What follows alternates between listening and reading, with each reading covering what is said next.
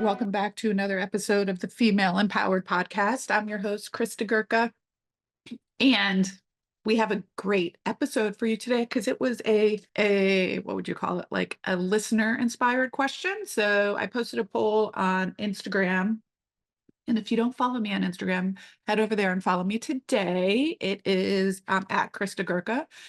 And so I posted a poll on Instagram about what people would like to hear on the podcast. And this came in number two. So the number one request was for finances, and that is the podcast episode that aired last week, which was all about healthy margins for your business and for profitability. So if you haven't taken a listen to that, go ahead over there.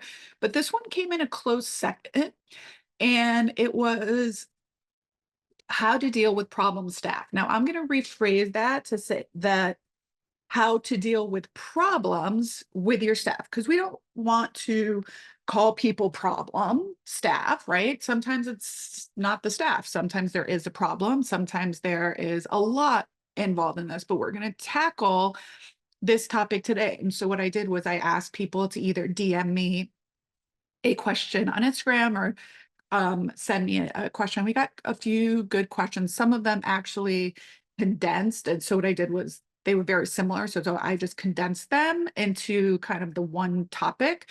And so our first question comes from a studio owner. She owns a boutique wellness brand, and she's struggling with instructors who feel they should be paid more. So her question was, how do you deal with instructors who feel they should get the majority of the revenue because they see their role as the instructor as the most important? Meaning, basically, what she's saying is, we see this a lot where instructors are saying, well, I should get 60 to 70% of the revenue because I'm doing the work. And so this is a really common issue in our industry. It does require a delicate balance of like empathy, tact, education, and insight on how to deal with it. And I suggest very openly that we as business owners should deal with this head on. And so one of the things that I always, always, always believe should happen first is acknowledging what you hear.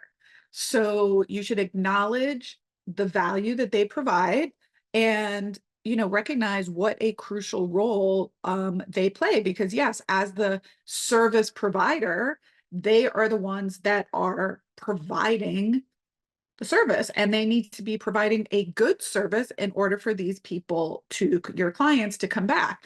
And they are the face of our studios and directly impact client satisfaction, client retention rate, client referrals, all of this stuff. So yes, the number one thing is we as business owners need to acknowledge what we hear and acknowledge the value they have in the business directly. The second thing we need to do, and this is something that I do very often, is we really have to educate our team on the business structure and the business model and business reality. So whether you do this individually with people or whether you do it as a team, we do it as a team. We talk about it over and over and over again on the various aspects and costs that are associated with running a studio. So things like rent, equipment, marketing, having admin teams, so that what the instructors can focus on is just being the best instructor they possibly can and don't have to worry about returning emails or checking people out or, et cetera, et cetera. What it costs to run the studio. So I remember several years ago, this was definitely before the pandemic, maybe 2018 or something like that. And we we did something like $1.2 million in revenue at that time. And I remember saying to the staff, I'm really, really excited. We've done over seven figures again in the studio this year, and I'm so proud of everyone. And I'm curious to know what you all think it cost to run a seven-figure studio. So what do you think the costs were associated with the $1.2 million in revenue that we brought in? And first there was a couple like, I have no idea. And then some people, I said, no, just like what, like, there's no judgment here. Like, what do you actually think is happening? And some people said, 500,000. Some people said 600,000. I think one person said 400,000. Somebody said 750,000. And they were all shocked to hear that at the time it cost us to generate $1.2 million in revenue. It cost the business approximately it was like $1,500,000. So basically, in order to have a $1.2 million business, we had to spend $1 million, basically, for the most part, or just over $1 million.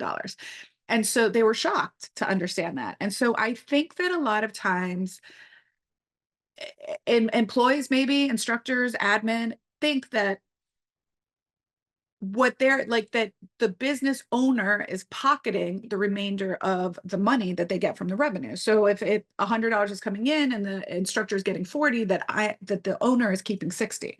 And so really quickly, I started to go over how much money we spent on marketing, how much money we spent on studio upgrades with things that the instructors wanted, with improvements we made in the studio, with accessories that we bought, with, having the admin team there. I also talked about the revenue that we lost by instructors taking vacation or being out and some of that situation.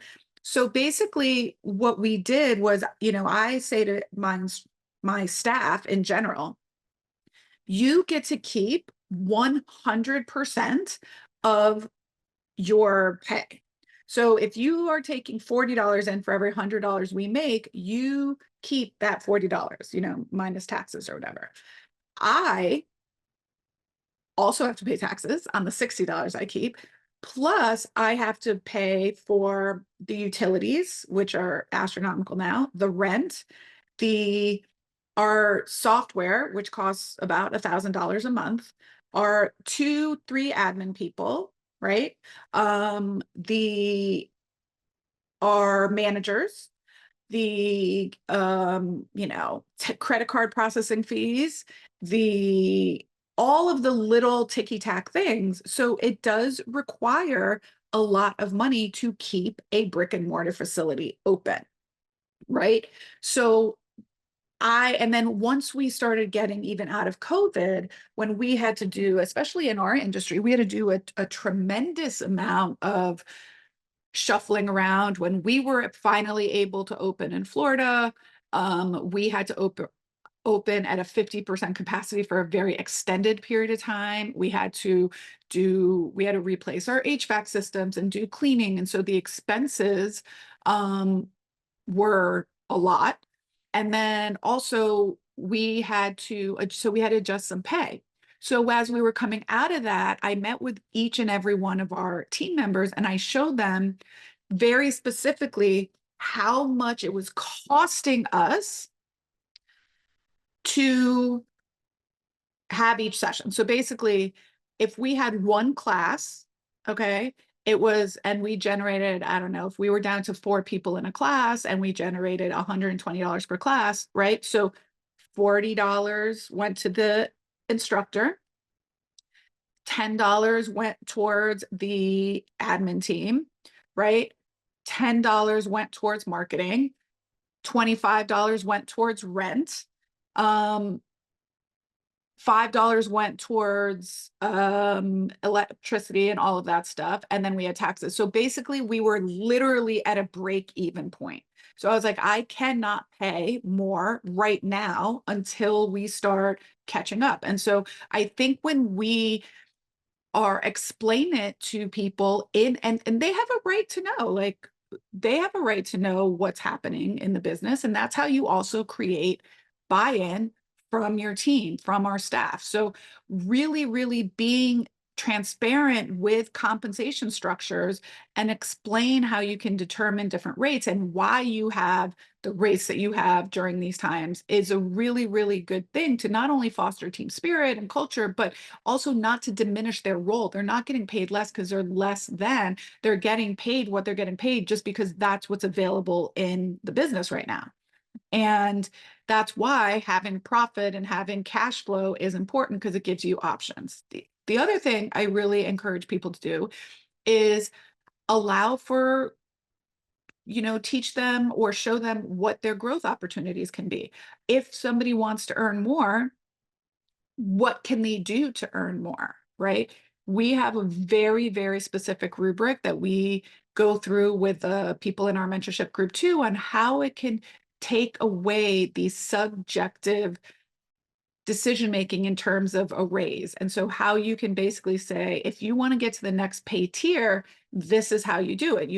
We have like a rubric. You get so many points for so many different categories, and a certain amount of points it correlates with a certain pay tier, and it becomes pretty objective. So again, just to reiterate, definitely acknowledge their value, articulate that you hear them and understand them, be as transparent as you possibly can with the finances and the structure of your business, which is another reason why it's really important to understand your numbers and understand how much profit you're making in each and every session. Okay. So that you can articulate it and express it in a way that your team will understand. Right. And, it's really important to just highlight the interdependence of everyone on your team, how each role in the studio contributes to the entirety of the success of the business. Okay. So marketing brings people in. The sales system, which is run sometimes by the front desk coordinators, gets people to buy. Their role is to keep things running smoothly, et cetera, et cetera. So having the conversation may be uncomfortable, but if you come with it equipped with a solid understanding of your business, and most business owners, it's a pay structure for a reason because there's not extra money from which to pay them. Right. So I think that is an important conversation to have. And just we have to do it over and over and over and over again. It's another reason why I think it's important to have regular meetings. We have a monthly staff meeting with the entire staff. We do that one via Zoom, and then we have a quarterly meeting in person with everybody in the company. So at the beginning of every quarter, we meet in person. I bring in lunch and we talk about the state of the company and how everything's doing. All right. So if there's any additional questions that you guys have regarding that one, go ahead and you can DM me over on Instagram, or you can email me, Krista@pilatesinthegrove.com. Okay. So our next question involves, again, something with staff. How do you deal with high turnover in staff? So this question came from a Pilates / private pay physical therapy practice. And I asked them follow up to that question in terms of why, if they knew why they were getting a lot of turnover. And their response was, some people said taking a break, focusing on other jobs. So people had other professions, working for another studio. That's always like not great. But okay, so these are some of the things that I think and that I've learned over the years that some wisdom that I can impart. Okay. So one, high turnover, we all know, can be costly, can be disruptive, can be very challenging to deal with in a service-based business. All right. And so sometimes if it's about pay, like if someone's like, I want to, I need $1 more an hour, and you want to dig in your heels and say, I can't give you $1 more an hour, like really start to think, is this person great? And is it worth $1 more an hour to lose them? Because the cost of having to find a new instructor is costly, and it's also disruptive, right? So the number one thing I think is important in limiting this kind of turnover is you have to hire the right person and make sure they are in the right seat in your business. So that being said, let's talk about instructors or physical therapists. Okay. The people that you're hiring should be in complete alignment with your mission, vision, and values. If they are in direct opposition to any of them, it is never going to work long term. All right. So it's really important that you ensure that your hiring process, your recruiting process, screens very specifically for candidates who align with your vision, with your mission, with your values in the long term. So, what do I mean by that? If it's really important that you have a team that is a team and people cover for each other and they come in on a Saturday if they need to, and this person's like, I'm only going to come in 3 hours a week and I don't want to do anything else, they're never going to work out and you're going to get very frustrated with them. And that's why you're going to have high turnover. Now, Pilates in the Grove has very little turnover, and I'm proud, proud, proud to say that the average person that's hired at Pilates in the Grove, unless there's something that we find out does not align with our values and we choose to part ways, stays 5 years or more. Currently, we have someone who's been with a company for 10 years. We have someone that's been with a company for 7. We have 2 people that have been with a company for 6. We have 2 more people that have been with a company for 5. So it's really great. And most people, when they leave, most of them, I say usually are like moving out of town, moving out of state, or they're maybe going into physical therapy into a clinic-based situation. So there's that. Okay. So it's really, really important that you hire the right person and that you also set very clear expectations when you hire them. So I see this a lot when people hire, um, they need somebody to fill 1 or 2 classes. And we have a couple people like this when they come into the mentorship programs that, they're like, oh, this person works other jobs. She's an attorney. She's a banker. She's, a teacher. She doesn't really need the job. So she works, she loves it. Now, while that can work as like subs and things like that, I can tell you it does not work for a sustainable business model when the owners are the owner operators. Okay, because what happens is you get very irritated that they're choosing their professional career over teaching at your studio.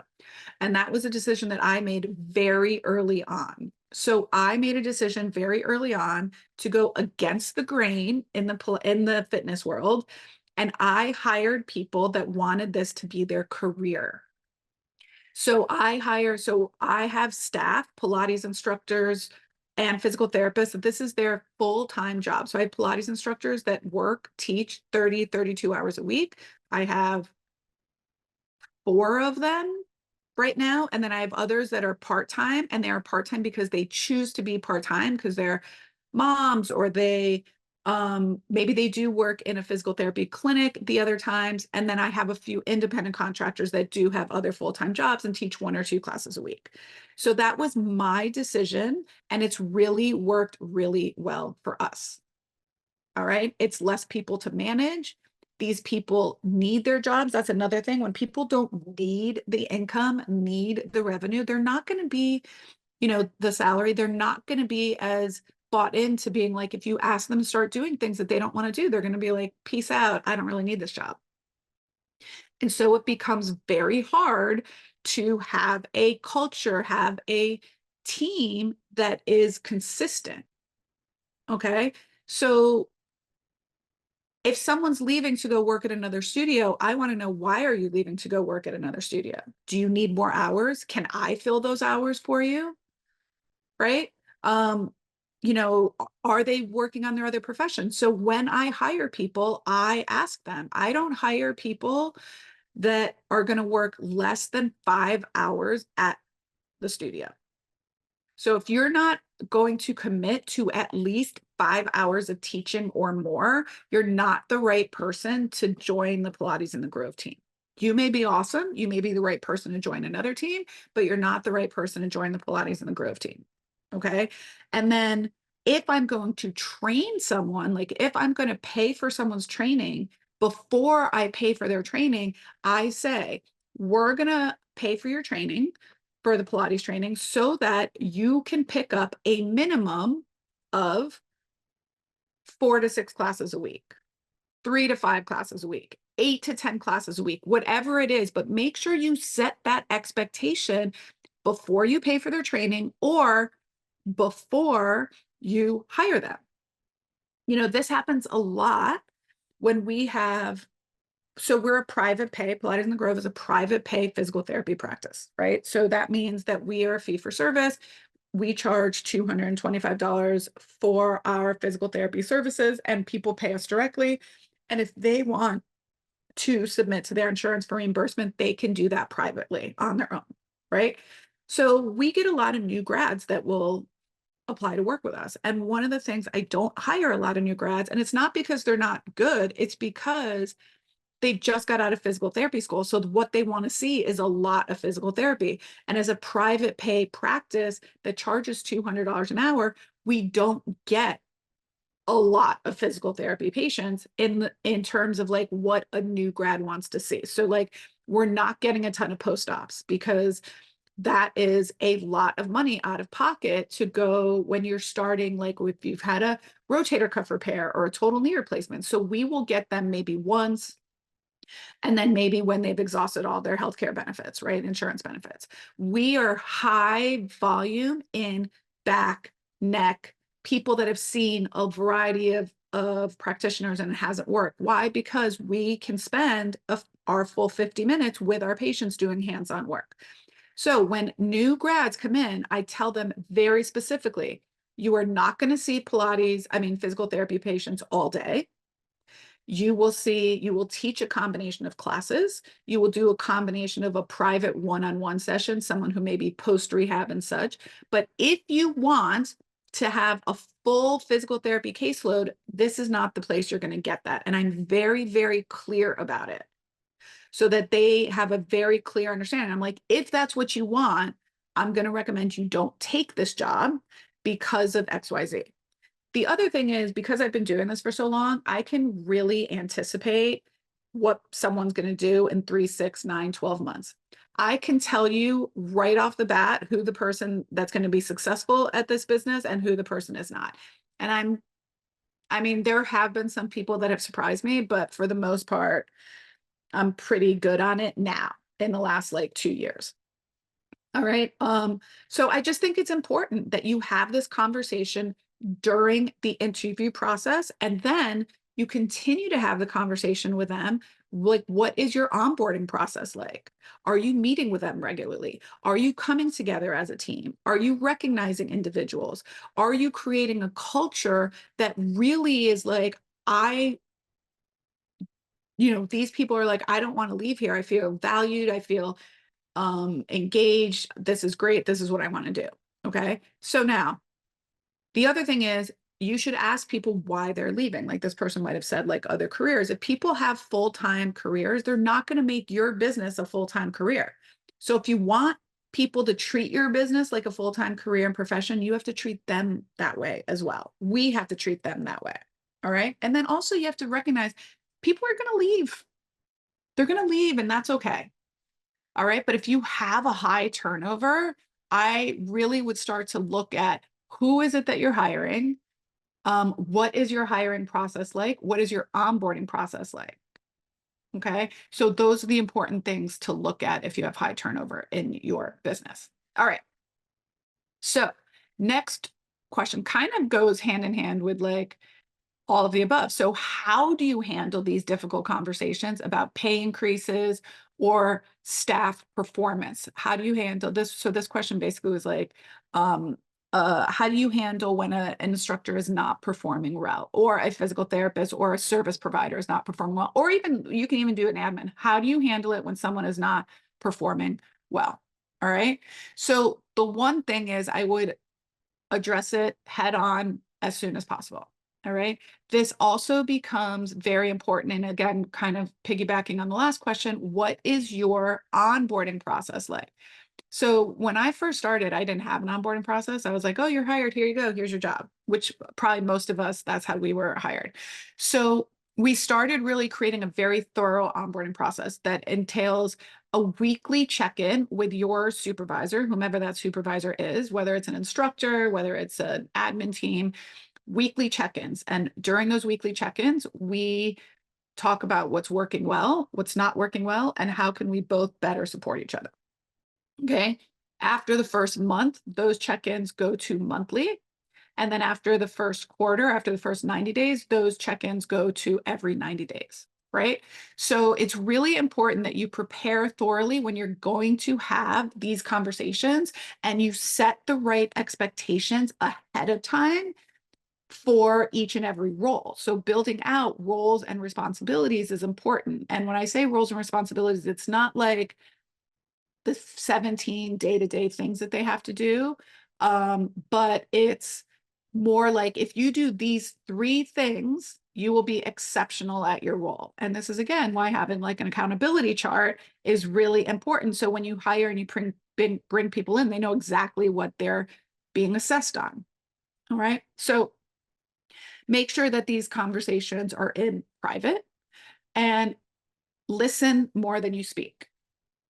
Okay, listen more than you speak. So oftentimes, if I'm doing them, I'm going to say, so tell me, what do you think is working in this process? And I'm prepared to hear if something is not working, if the person is not feeling like they're getting good feedback, if they're feeling lost. So that is important to me, right? So I also want to be able to listen.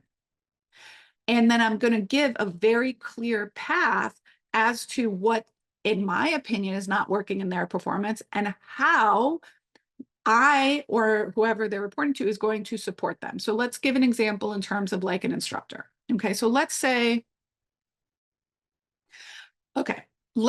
that you're getting some reports that an instructor is like clients might be reporting that they're mean, and I'm doing this in air quotes if you're watching me on YouTube, mean or aggressive, again, air quotes. Again, this is everyone's perception. It's someone's perception. There's a giver and a receiver. And so, okay, so you obviously have to address that. Everyone's communication style is different.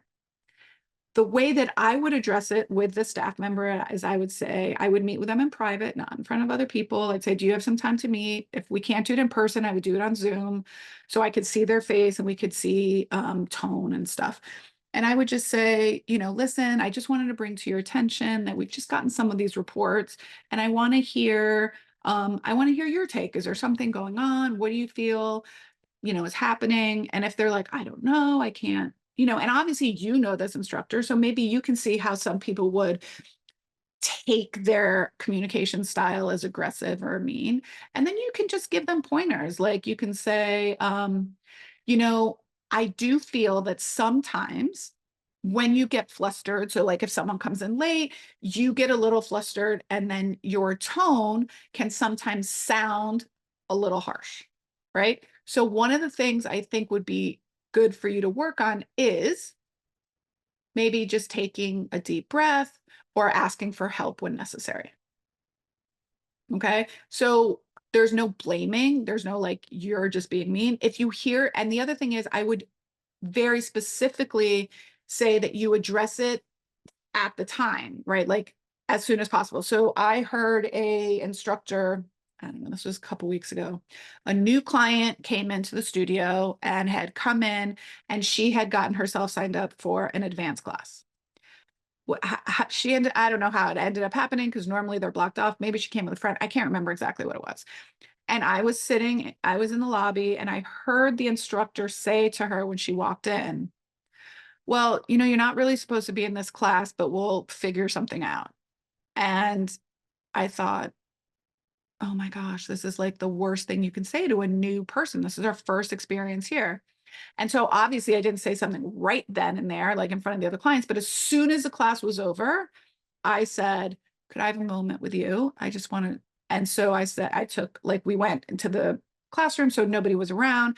I just said, listen, I know what you meant about you're not supposed to be in this class, but we cannot say that to clients. Okay. It's important, regardless of what class they come in, that they feel welcome here.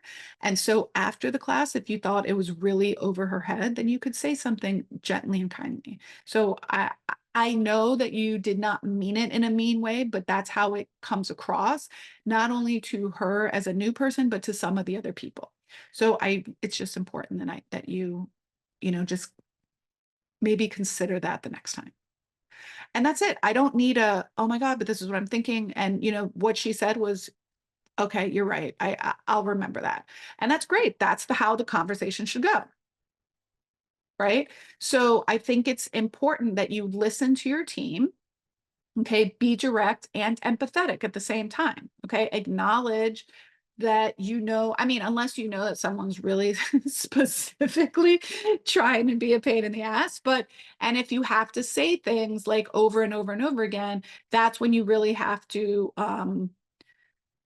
put some plan into motion for a, performance review or things like that. Okay. It's really important to focus on their behaviors, not on them as a person. Make sense? Hopefully. Okay. So now I'm not going to answer the next one because we're already kind of like 30 minutes in and I don't want to make this a forever podcast. But what I do want to do is take a moment to really address what we don't talk about enough as business owners is the emotional toll, like having these situations takes on us as business owners. Because most of us as business owners are high achievers. And so most of the things we have to bring to other people's attention is annoying to us sometimes because we would never do that. We would never make someone feel uncomfortable in a class. We know how to make everyone feel welcome. We know how to like be critical thinkers and figure things out on the fly. That's why we're the owners. Okay. Not everyone is built that way. But we also have to be honest with ourselves. Okay. It's in some of these issues are because we just assume, again, air quotes, that everyone is going to do it like us. And that's not true. Okay. That's not true. We have to stop expecting ourselves in our staff. It's just a race to nowhere, right? So we have to be understanding on how we can set clear expectations to move forward. And if you don't like having those difficult conversations, like put someone in that role that can have those, okay? Dealing with people problems, I like to call them, is incredibly draining. We pour our heart, our soul, our blood, sweat, and tears into building this. And then when conflicts come up, or staff leaves, or staff asks us that they want to get more money, our initial feeling is, you've got to be fucking kidding me. I fucking bust my ass in here all the time, and all everybody wants is more money, or they want to leave, or nobody cares about me. Well, guess what? That's our ego talking. It really is. Okay. It can, and it does feel very personal. We start to get frustrated. We start to get angry.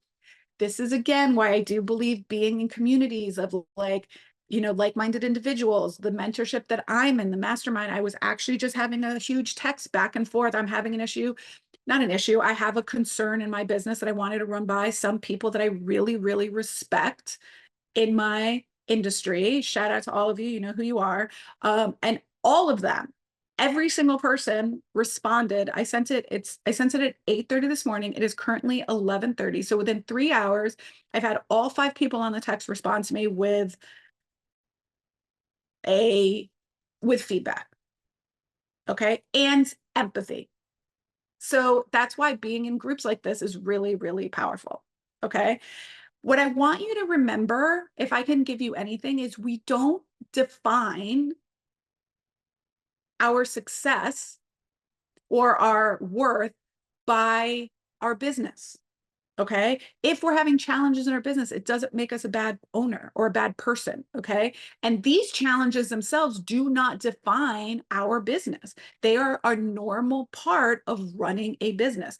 And if you do not want to have difficult conversations and you do not want to deal with problems, you should not be a business owner or a manager for that reason.